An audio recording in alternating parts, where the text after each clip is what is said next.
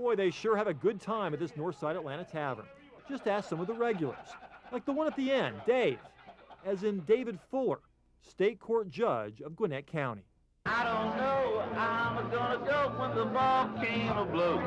When he's not entertaining the folks at this bar, Fuller presides over this one, the state court bar.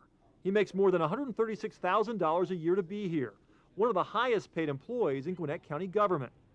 Often Fuller hears criminal drunk driving cases. As a former assistant solicitor in DeKalb in Gwinnett County, Fuller has even prosecuted DUI offenders. More than anyone, he should know the risks involved with drinking and driving. But does he? Over a 10-week period, the I-team caught Judge Fuller repeatedly leaving the courthouse before lunch and making his way 29 miles to an Atlanta bar called the Beer Mug. It's 2 o'clock on Friday afternoon. The judge is going into the bar once again. But it wasn't only on Fridays. We saw him on Wednesdays, Thursdays, on a Tuesday. In 10 weeks, we saw Fuller or his car at the Beer Mug 15 times during work hours. 14 of those days, we stayed in the parking lot. On the 15th, we decided to go inside.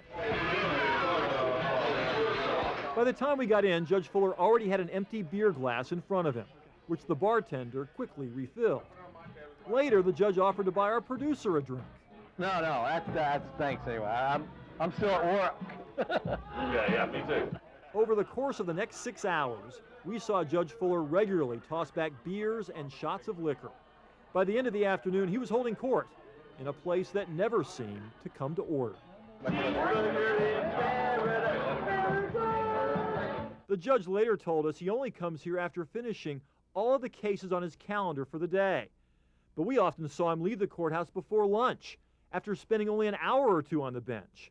As of the end of April, he had the highest pending caseload of any of the 5 state court judges in Gwinnett. Back at the bar, Judge Fuller openly talked about his visits to nude clubs, where he and his friends once joked about the pretend names some of the strippers used. So we said, well, they can have dancing names, we can have drinking names. So I became Dr. Ashford Dunwoody. And then I got real drunk and I devoted myself to Shamley Dunwoody. As I became drunker, I had this beautiful clown. I had a girl, Whatever he calls himself, a judge's behavior even outside the courtroom is governed by a strict judicial code of conduct. That's a set of rules all Georgia judges must follow. It says they have to act at all times in a manner that promotes public confidence in the integrity and impartiality of the judiciary. It might be one thing if the folks out here didn't know what Judge Fuller does for a living, but they do know. You know what? There's a fireman, a cop, a construction worker, and a judge. In a place where everybody knows his name, they also know his job. He's a judge? He's a judge in Gwinnett County. Really? The state court judge. Clark Cunningham teaches ethics and law at Georgia State University. Judges have to live by a higher standard, not just in the courtroom, but outside the courtroom.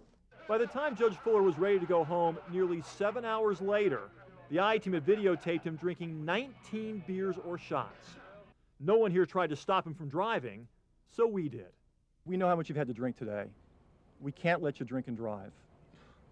Can you get somebody to take you home who hasn't been drinking? Randy, is somebody going to run against me? Is this a setup? Judge, you know how much you've had to drink today, don't you? I've been here to get shrimp and crab legs for my wife, and this is not fair. Have you been drinking here, Judge? Nope. You haven't had a single drink? Nope.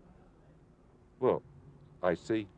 Actually, iced tea is what we mostly drank during our 6 hours of watching. You haven't had any beer? Nope. You haven't had any shots? Nope. You haven't had any tequila? What's wrong with you?